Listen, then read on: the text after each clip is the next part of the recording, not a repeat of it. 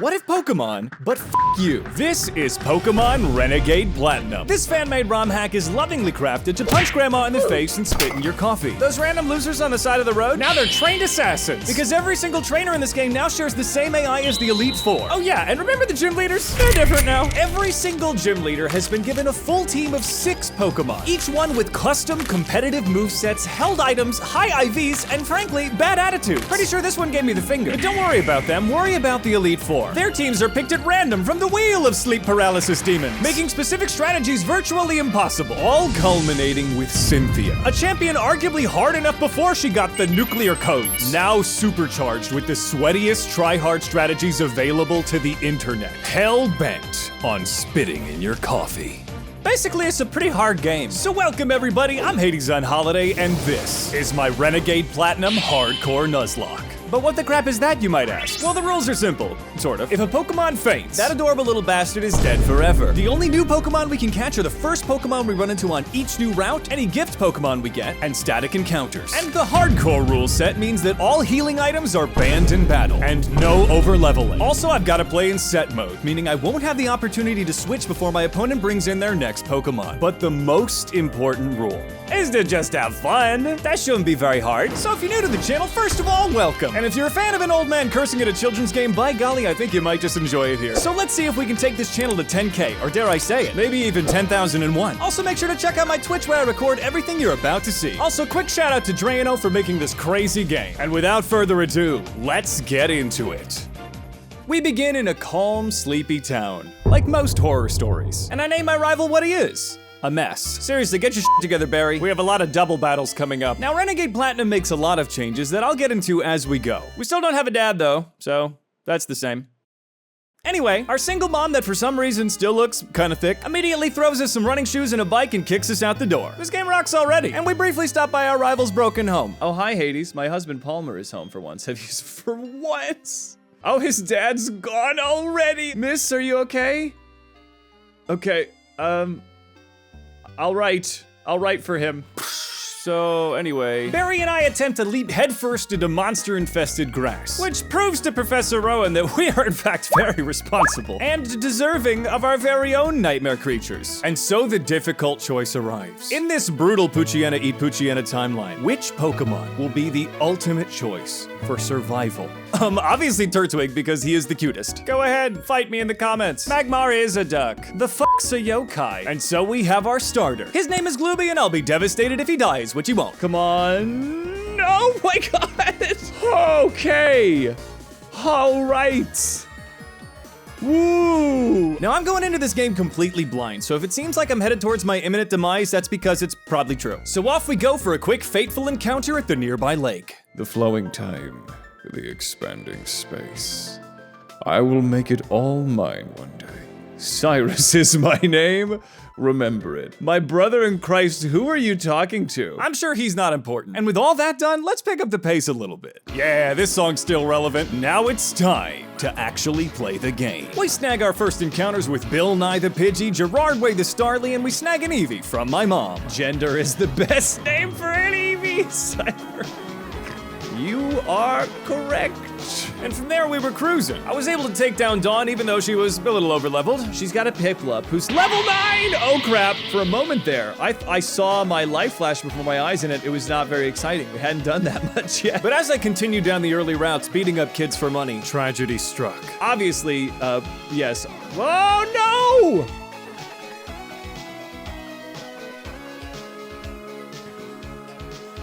Well, this seems like a good a time as any to get into some of the changes that Renegade Platinum makes. So let's get crunchy. Renplat brings the fairy typing to Generation 4, and in some cases just straight up changes the types of your old favorites. Also, a lot of Pokemon have gotten a total rebalance of their stats, making some previously insignificant Pokemon a little different. And honestly, I freaking love this kind of rebalancing. But a certain adorable little dog raccoon has also been given a boost in attack, and Bill Nye paid the ultimate price gathering this data. So, in a way, he died doing what he loved, and not through my negligence not realizing that my defense had been lowered. So anyway, on we marched. So get ready for another rapid fire of encounters. Some cowgirl gave me an egg, so now we have Toaster the Elekid. We get Zulu the Finion. We get Fodder the Caterpie, Marvin the Bidoof, and I can't really remember what happened in Orborogate. Please don't die. Please don't die. Please don't die. Please. No, Diglett.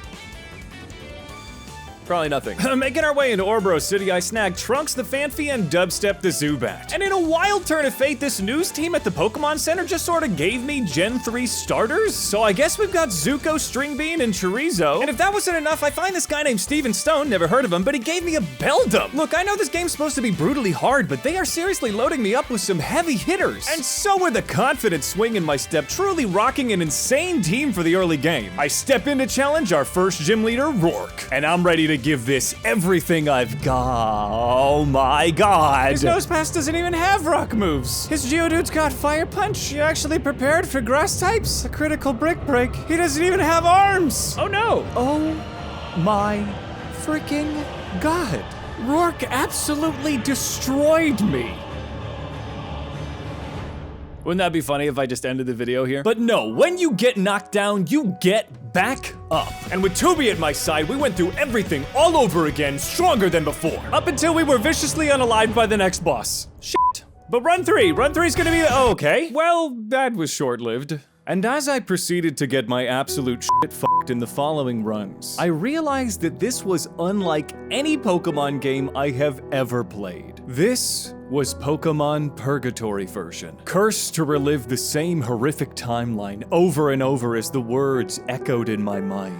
Get good, scrub. My only hope of escape was to transcend to a new level of sweaty tryhard, one that I previously thought impossible, or at least unappealing. But I buckled down, and I struggled tooth and nail. I even got a calculator. I mean, look at this thing, ew. But I achieved greater heights than I ever thought probable, making it all the way to one of the game's biggest run killers, the 12v12, where Galactic Commanders Mars and the other planet each had 6 Pokemon at their disposal in a double battle against my rival and I. Detecting multiple Leviathan class life forms in the region. Are you certain whatever you're doing is worth it? So with my strongest team assembled, given the fact that I'd almost lost a full box of Pokemon at this point, I stepped into the ring. And after 7 badges and countless hours, Run 6 met its end at the hands of Team Galactic.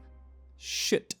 But in case you haven't figured it out by now, I am a stubborn son of a bitch. And I personally aim to capitalize off of my inability to quit while I'm ahead. And so, Septubi rises. Cause he's the 7th one. I hope that bit's been consistent. And we begin to tear our way back through Renegade Platinum. So blood for the blood god, baby, let's get started. So of course we still get gender, because I still can't think of a better name for an Eevee. We get Nidorannual, who absolutely dominates the early game by kicking it in its big dumb stupid face. The egg we get from that cowgirl hatches into another egg, and its name is Bubbles. And this adorable little bastard might just be our ticket to the top. A set of news anchors gives us all of the Gen 1 starters, and I am not complaining. We get a Magikarp named Sushi, but I've never heard of Gyarados being helpful in a Nuzlocke, so probably not gonna come into play. We get Reggae the Zubat, a Machop named the Rock, Bratwurst the Diglett, Itzy the Surskit, Seaweed the Mudkip, Roswell the Beldum. Gender assumes their final edgelord form, and I get my secret weapon in the fight against Rourke, Cobbles. Now Hades, you ask, how the Flygon fuck is Geodude gonna be the linchpin in defeating Rourke? Well, let me wipe the sweat off my hands and show you. Renegade Platinum aims to knock you on your buns if you treat it like a regular Pokemon game. And Rourke is trying to trip you up by his opening Pokemon Nosepass having an electric attack. But that's the only attack it has. It would be an awful shame if I had a Pokemon that was immune to literally everything it could do and could raise its defense and speed by 6 stages each.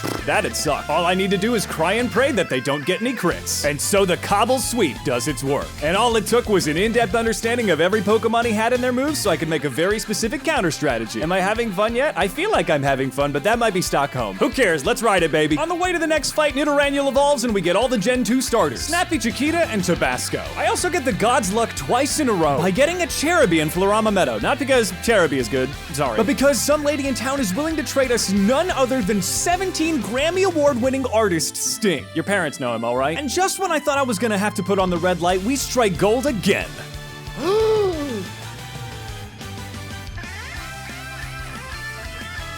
Let's go!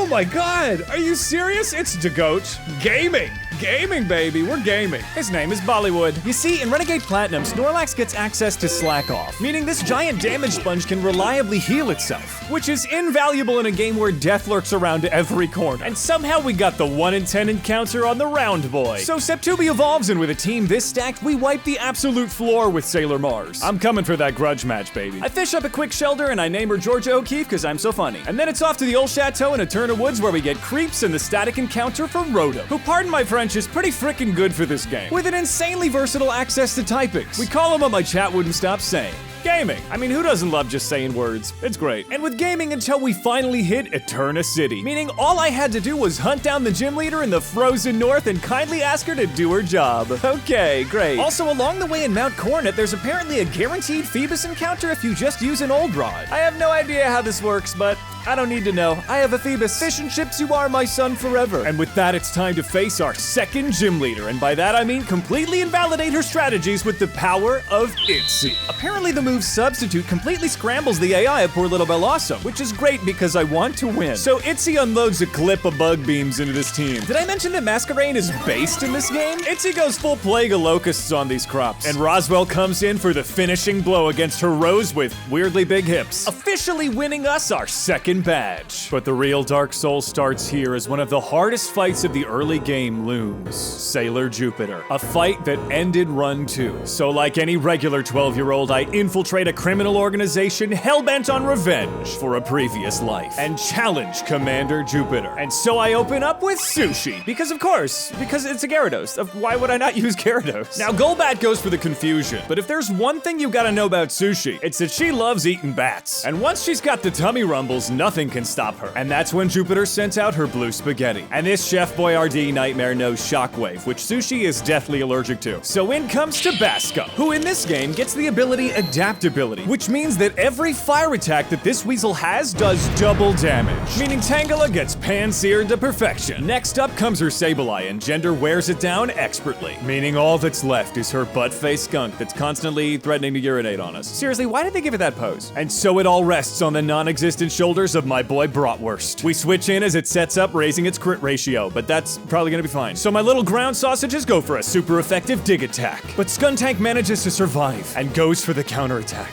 Night Slash, come on, don't crit. Don't crit. Come on, Bratwurst. Bratwurst puts up with these. Yes! Oh my god, we dig again. I think this is it. I think this is a win. Here comes Dig. Here comes Dig, Bratwurst. Come on, buddy. Yes! Hell yes! Oh my god, I've suffered so much at the hands of Jupiter. Oh my god, I got bound to. Oh god, okay, Christ. I forgot about Aftermath. Bratwurst survives with 1 HP.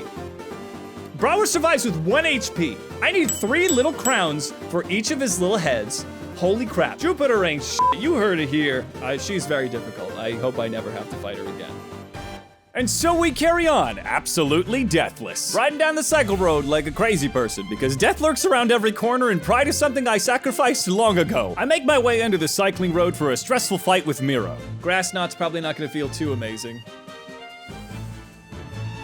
Well, the crit certainly wasn't that nice. The rock comes in and saves all our butts from the menace that is Mira's Porygon. I dabble in some sick X Games biking as I get a guaranteed Gabite encounter. Chat names him Scythos, and into the box he goes for a rainy day. So before I can get to the next gym battle, I have 2 big fights in my way. This game is pretty much constant bosses from here. The first of which is with my less annoying rival, Lucas. He opens up with Piloswine, but I got a little fish named Jabroni who kicks his butt. Then out comes Granbull, who I'm hoping to wall off with the power of my toaster oven gaming. And hey, totally unrelated fun fact, but did you know that Charge Beam can miss? So now we do it. We just win. It missed! Charge Beam can miss? Don't die, don't die, don't die, don't. Yes! Holy crap. Holy crap baskets. Holy crap baskets full of crap. Regardless, gaming is able to finish the job. Sushi has some penguin for lunch, and Licky Licky couldn't smell what the rock was cooking. Continuing our deathless streak into the next big fight. Speaking of which, apparently in Renegade Platinum, Aaron of the Elite Four just kind of sits on the side of the road like a highwayman in order to ambush young trainers. How about I show you some beautiful bugs right now? Yeah, can you put me down? Can you put me down, please? And let me tell you, his team is no joke. Especially his Drapion that crits 1 in 3 hits, who has absolutely rocked me in a previous run. But did you know that you can absolutely trivialize him with the power of an electric fan named Gaming? By setting up a substitute, his Dustox fails Toxic, as Gaming unleashes the Cheese Beam, raising our special attack to max. I also toss in some double teams to demoralize him. And so like an electric fly swatter, Gaming swats the rest of his team out of the air, especially that rat bastard Drapion. I hate that guy. No, not you, Sting. You're cool. And so we proved to Aaron that he should stop ambushing children on the side of the road. Stop it. Get some help. And so we step into Heart Home City to face the fearsome fashionista that has once wiped the absolute floor with me. But this time, I've got Google, and my entire strategy hinges on gender. In more ways than one. You see, what makes Fantina so terrifying is that her Drift Blim uses Calm Mind, and then Baton passes all those positive stat changes into the adorable wrecking ball that is Miss Magic. But a known counter strategy exists. By having gender Riz up her Drift Blim, using Captivate to harshly lower her special attack stat. Pair that with the unbelievable bulk of gender, and Fantina's child-stealing balloon is helpless to stop this onslaught of Riz. So now when she Baton passes into Miss Magic, she passes along all of the negative buffs to special attack. That's where the fully evolved Septubi comes in. With the ability Shell Armor, he's immune to critical hits that would break this strategy, meaning Miss Magic barely does any damage. And after all that Riz, Septubi sets up for a sweep, coming in like a wrecking ball, taking her team out one by one, leading up to her final Pokemon. And if Septubi misses, we're in big trouble. Let's go. Come on. Yes! I think that's Oko. That's gotta be Oko. Come on, Septubi. Come on, Septubi. Yes! Hell yes, we have defeated Fantina, everybody, and we have done it deathless. Half of that, if not a quarter, has to come from skill. So now it's time to go to the actual hard fight, so let's do that. Our next steps are to quickly beat the crap out of Barry before making our way to the Pokemon Mansion, where Team Galactic is doing something nefarious. I still don't remember exactly what they were doing there. Stealing baby Pokemon, I think? Why would they want that? I suppose what's important to remember is they're evil, so I release all the babies, who proceed to do something terrifying. The fact that all of these Clefairy are using Metronome and we didn't die in a nuclear explosion is a miracle. It's a fucking miracle. He's gone. He's gone, possibly forever, but I think that's kind of what the cult was promising anyway, so broke even. But out comes Commander Saturn and some guy for the scariest thing that can ever happen in a Nuzlocke. A double battle where I have to rely on Barry. Double battles are generally harder in Nuzlocks because you can get targeted. So I open up with Sting, hoping to play this right, immediately tossing down a substitute. That way Bronzong can't confuse or put me to sleep, while Barry makes the active choice to be unhelpful. He is immediately struck down. In his defense, his Punch Monkey does come out and buy me some time, allowing Sting to set up a Swords Dance. And with the combination of Sting's insane speed and attack power, and Barry's also being there, Sting wins the match before we ever had to send out an SOS, which is a Sting joke because Sting was in a band called The Police, and they had this song, you know, forget it. Okay, we'll just keep going. So the old man of the mansion is so grateful for saving him that he gives me Manaphy. So welcome Boss Baby to the team. And on the way to the next gym, I get one of the run's most fateful encounters, through the power of Repel Manipulation. Now what is that, you might ask? And why did I make it all echoey? I'll answer one of those questions. So Repel Manipulation means I keep a Pokemon in my first party slot that's a higher level than most of the Pokemon in an area, because different Pokemon spawn in different level ranges. So Repel would keep away the Pokemon that I don't want. Look, it's not you, it's me. I want to win. And the Repel would increase our chances of finding the ones that we do want. And with this sweaty technique, I was able to guarantee an encounter with Chansey. Now don't be fooled by her adorable little rotund exterior. She has the power to kill God. So welcome Kirby to the team. Say hi, Kirby. Okay, continuing on, I managed to catch a guaranteed Spiritomb, so welcome Dark Souls. I also got a Kadabra, which I don't think I used, but his name is David Spoon, so I'm putting him in the video because his name is David Spoon. And so we enter the Veilstone City Gym, which has to be the most unprofessional and filthy gym in all of Sinnoh. It's nothing but holes in the floor and piles of old tires. Seriously, this isn't a puzzle, it is a cry for help. So call us the cleanup crew because we're challenging Maylene. So out comes Sushi to bully her Metachamp, and I got get a free pivot into our new friend Dark Souls, who can't be hit by Fake Out. But Dark Souls proceeds to miss 2 Will-O-Wisps and take a critical ice punch to the face. Eventually, she did her job and lowered his attack with a burn. But it's funny that even in a completely different game, Dark Souls still manages to stress me out. Then comes in our new friend Boss Baby, who lays down the charm to make Metacham's attack even more pitiful. Before out returns our favorite homicidal shrimp fish, Sushi, who proceeds to dance herself into a frenzy. Because she's an artist, okay? A very violent artist. And she goes on a very artistic rampage, until Maylene's Toxicroak manages to break our substitute before it goes down, leaving Sushi vulnerable to art critics like Maylene's Lucario. Lucario's Focus Sash means it won't go down in one hit, and it's gonna get an opportunity to hit Sushi. And Sushi's way too sensitive to survive that kind of negative feedback. So I take a gamble on Gallade. Okay. Come on, it's a shame you didn't Sucker Punch again. Oh, you can. Light screen! Yes! That's the best possible thing that could have happened! Oh my god, I love your AI. If I could kiss your stupid AI, I would. With her substitute backup, Sushi was able to bring a tear to the eyes of the audience members that managed to survive her performance. It was beautiful. We got our 4th gym badge that day, and I will never forget it. In loving memory of everyone that Sushi artistically unalived, we move forward to Pastoria City, home of the Great Marsh, known for its marshiness. I fucking forgot how fun it is to hang out here. Is there anything over here? No. Just pain. Just pain. Nothing makes a gameplay experience more fun than it being slower and offering nothing in return.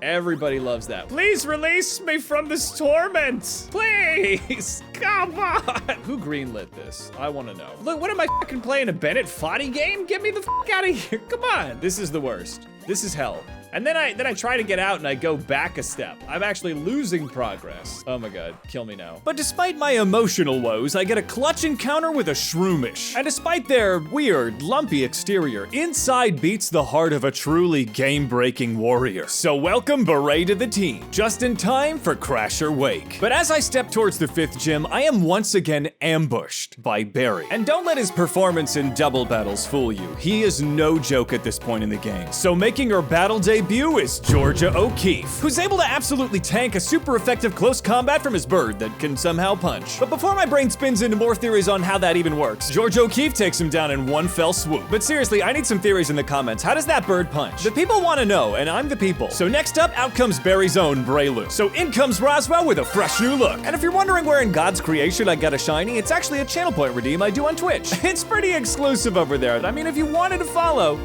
that'd be great. So Roswell descends and it's his time to shine. That's a crit.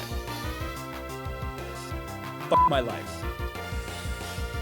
My life! With my back against the wall, I did possibly the sweatiest strategy that I have ever done, by switching back and forth between Sushi and my new secret weapon, Jericho. Jericho tanks the rock hits that were meant to hit Sushi, and Sushi tanks the fighting hits that were meant to hit Jericho. All the while lowering Braylum's attack intimidate after intimidate, until Sting could come in and set up for the sweep. And just to be clear, I am not necessarily proud of this strategy, but pride is for people that don't want to win as much as I do. And with the power of my crumbling strands of moral fiber, I take Barry down. Winning is fun. I'm having fun because I'm winning. Where's Crasher Wake? I've got a strategy for you. A little blood for the blood god. Now, the Crasher Wake fight in Renegade Platinum is unique to anything we've seen before, with constant range supercharging his team. So my strategy is gonna center on Beret, who's been blessed with the ability Poison Heal. So Beret opens up with a quick Spore to put Quagsire to sleep. And if I combo this with a substitute, I'll always have a chance to put Quagsire to sleep after he wakes up, giving Beret plenty of time to let the sunshine in. I do a quick pivot into the now fully evolved Seaweed to throw some rocks down to break any focus sashes. Now all I need to do is lay an awkwardly intricate trap. By pivoting into gaming, I can make sure that I have a safe switch into Sting, a Pokemon only weak to ground. This way, Quagsire, who must be getting tired by now, is gonna see a tasty, tasty Earthquake weakness that he won't be able to stop himself from going for. The Fool, our true secret weapon. Bubbles, who through the power of Encore tells Quagsire that Earthquake is so slay. So slay, in fact, that you should keep doing it for 5 to 7 turns while Bubbles sets up nasty plots so they can baton pass +6 special attack to our other secret weapon, Creeps. And now supercharged with the power of Bubbles' nasty, nasty thoughts, ain't no one gonna match Creeps' freak, putting an end to Crasher's team and winning us our 5th badge. And all it took was a hyper-specific strategy tailor-made to break a very airtight and difficult team. But our air quotes fun was not to last, as looming on the horizon was someone that would threaten the entirety of Run 7. Lucas. It started like any other rival battle. I took out his Alakazam easily, before the true threat descended. Mamoswine. You see, I intentionally put Sting out thinking that Mamoswine's AI would be just like good old Quagsire, seeing that tasty ground weakness and going for an earthquake attack. But what I didn't account for was him being an idiot. So there's no way he doesn't do EQ, right? He's not that smart. He's not like, you know, he's not going 200 IQ. Avalanche! That sucks. Bubbles will survive. Bubbles, bubbles, bubbles, bubbles. Yes, okay, that sucks. That sucks. The bubble switcheroo had failed, and I was staring down the tusks of an angry pig mammoth thing. With no safe switches, I had to make a desperate play with Creeps to try and confuse him, but the mammoth deftly put an end to Creeps. But Creeps' sacrifice gave me a clean switch into my backup strategy. Beret Spore substitute combo. But Mamoswine's bloodlust knew no bounds, as he refused to stay asleep for more than a single turn, before putting an end to poor Beret as well. Crap, crap, crap. Out came Sushi, and for some reason Mamoswine didn't go for the super effective Stone Edge, which gave Sushi the chance to finally take this unpredictable beast down. But it wasn't over yet. A choice-banded Gran Bull, an absolute unit of physical attack power, with access to moves that could rock my remaining healthy Pokemon. And so Sushi too had to make the ultimate sacrifice, before her art could ever truly be understood. But Sushi opened an opportunity. For some reason, Gran Bull used Crunch, meaning its choice band would lock it into that same move forever. And you know who resists Crunch? Sting. My only hope was to survive long enough to set up a sweep, and Sting was able to tank the hits and carry on Sushi's tradition of dance. With all the opportunities his comrade's sacrifices granted him, Sting was able to finish off the rest of Lucas's team. The same bizarre AI choices that claimed 3 of my Pokemon's lives also spelled Lucas's downfall. But our victory was a bitter one, as I mourn our first 3 deaths, as they join the halls of their ancestors. And so, with a heavy heart, I fly back to Pastoria City and catch another Magikarp, because Gyarados is pretty based and I'd like another one. This one's name is Sashimi.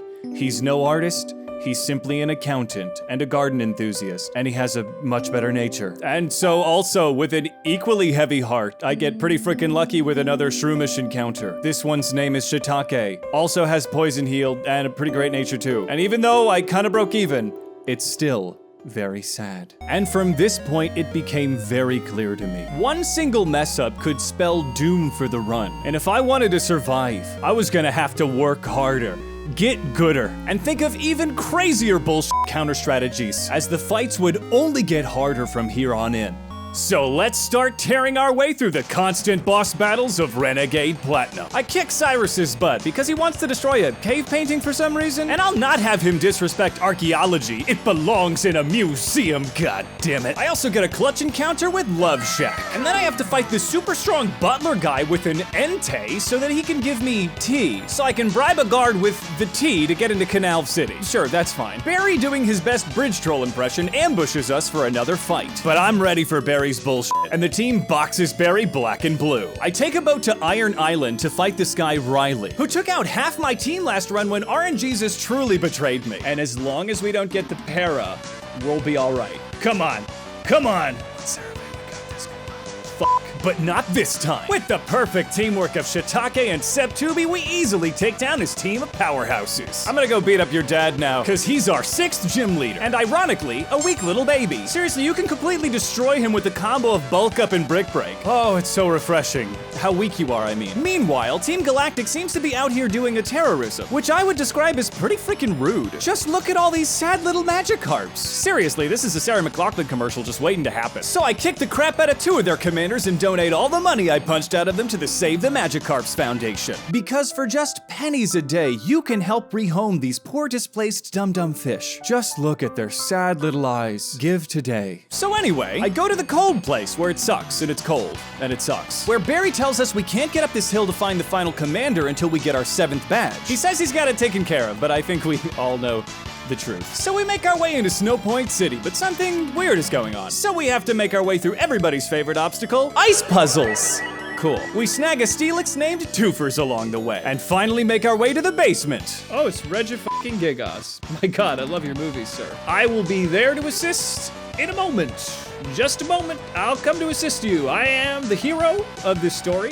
This feels right. Yeah. You guys impressed? Does this do anything for you? Come help you out. What am I doing? What's happening? What did we do? Why did the screen go black? It took all three of us to tuck him in with a blanket. That's what it is. Hey, they gave me the HM though, that's fine, that's nice. Hooray. Huh.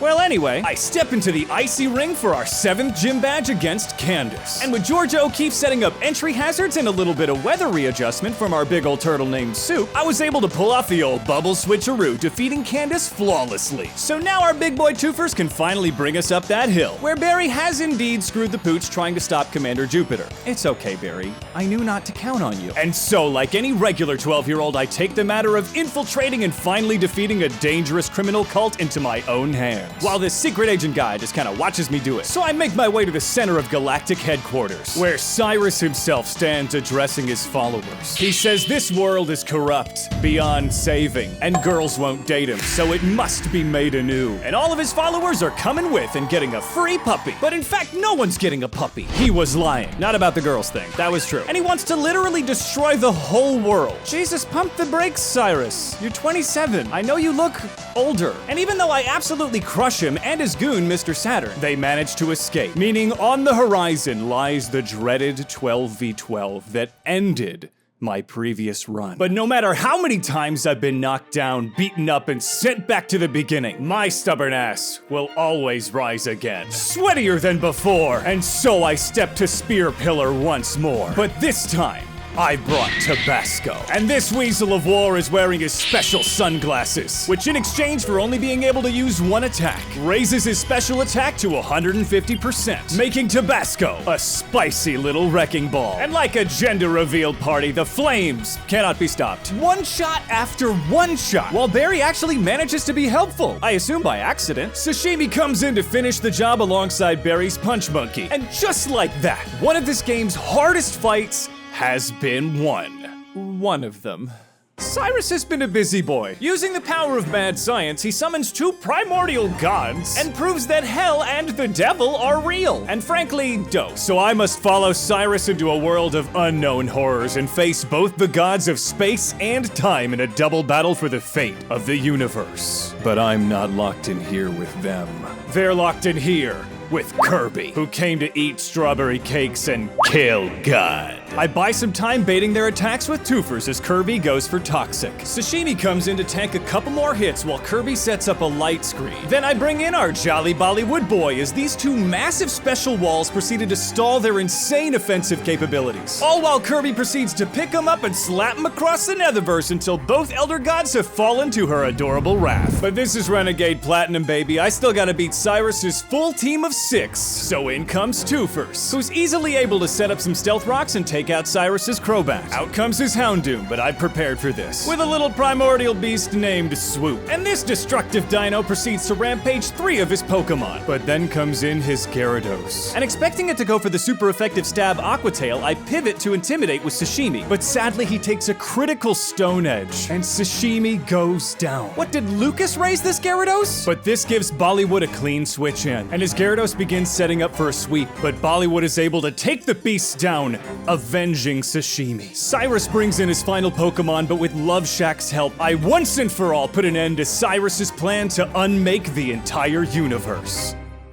Cynthia was there too, but she just kind of didn't do anything. She just kind of stood around and watched me do it. Cool. But we weren't out of the woods yet. Giratina hovered, ready to unleash its fury upon us to see if we were worthy to wield its power. But I was quite tired, so I just used the Master Ball. Your name is Mr. Cuddles. With Mr. Cuddles in tow, we return from the Shadow Realm and continue our journey. In honor of Sashimi's sacrifice, I catch another Magikarp and I name it Onigiri. He would have wanted it this way. We then continue our usual path of destruction, making our way into Sunny Shore City, where Kirby absolutely brutalizes brutalized Volkner. I had to look away. Ooh, oh my god. Yeah, I think you got him, Kirby. And I pulled our final badge out of the wreckage that used to be Volkner, which means I'd made it to the end game of Renegade Platinum. And I wanted to see if I could take this all the way. To take the game that's pummeled my absolute face in and return the favor. So I set off for the Elite Four. And I get an amazing encounter with a Drizzle Pelipper. So welcome Big Gulp to the team. And I start tearing my way through Victory Road. And by tearing, I mean creeping around like a scared little baby and running out to rebalance the team before virtually every unskippable fight. Oh, you think I'm gonna let pride ruin my chances here? No, I want to win. I managed to wipe the floor with Lucas and eventually Barry. Meaning I now stood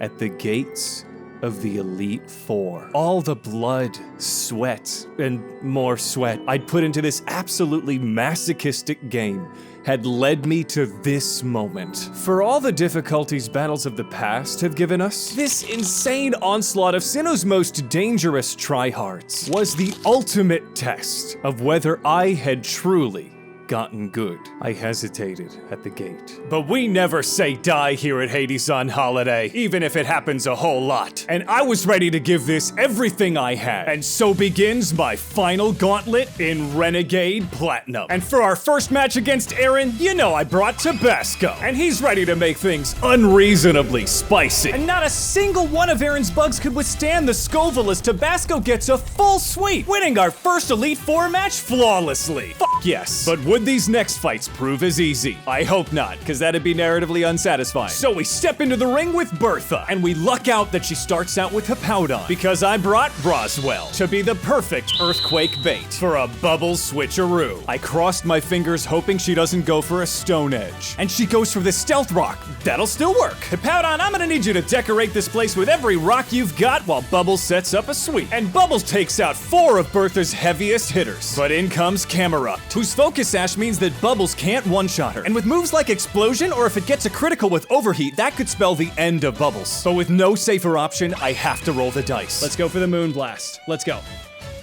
So we just need to not get crit on an Overheat, and then we win. Okay, come on, Bubbles. Come on, Bubbles. Overheat. And it's gonna miss! Oh, God! Okay, that was great. That was great. With the God's luck, Bubbles takes down Camerupt and finishes off Bertha's final Pokemon with a crit, because +6 special attack wasn't enough. That's 2 Elite Four members down. And next up is Flint, who opens up with Torkoal to start Constant Sun, and I brought Scythos. But that sunlight is a huge issue, so I bring in my girl Big Gulp to rain on their parade, just as Torkoal was trying for a sun-boosted Solar Beam. How embarrassing. Big Gulp brings the hurt, but Torkoal hangs on with a Focus Sash and retaliates with its Solar Beam. Solar Beam goes. Here comes Solar Beam.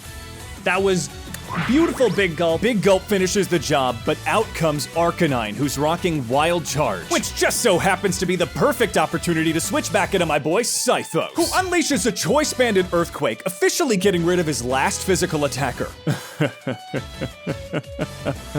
No special attacker is safe from the wrath of Kirby, as she goes on an absolute rampage. I love the visual of Blissey just coming in and just like, like just picking up a giant Typhlosion. Whack, whack, whack, whack. I'm so strong.